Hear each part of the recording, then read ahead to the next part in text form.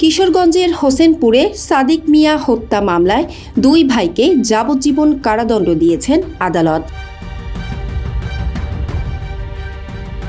একই মামলায় অভিযোগ প্রমাণিত না হওয়ায় খালাস পেয়েছেন আরও 4 আসামি। সোমবার দুপুরে কিশোরগঞ্জের সিনিয়র জেলা ও দায়রা জজ মোহাম্মদ আল মামুন এ রায় ঘোষণা করেন। হোসেনপুর উপজেলার দক্ষিণ চরপুমদি এলাকার রমজান মিয়া ও তার ছোট ভাই ইয়াসিন মিয়া। রায় ঘোষণার সময় তারা আদালতে উপস্থিত ছিলেন। মামলার এজাহার সূত্রে জানা যায়, 2018 সালের 6 ডিসেম্বর বিকেলে দক্ষিণ পুমদি এলাকায় পূর্ব পরিকল্পিতভাবে সাদিক মিয়াকে ডেকে নিয়ে মারধর করা হয়।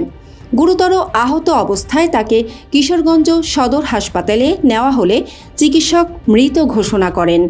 এ ঘটনায় 8 ডিসেম্বর নিহতের বড় ভাই কাঞ্চন মিয়া বাদী হয়ে হোসেনপুর থানায় 9 জনকে আসামি করে হত্যা মামলা করেন। মামলার অভিযোগে বলা হয়, সাদিক মিয়ার কাছ থেকে 20,000 টাকা ধার নিয়েছিলেন আসামি মোহাম্মদ আলী। ওই টাকা ফেরত চাওয়াকে কেন্দ্র করে বিরোধের জেরে সাদেককে হত্যা করা হয়। তদন্ত শেষে 6 জনের বিরুদ্ধে আদালতে অভিযোগপত্র দেয় পুলিশ।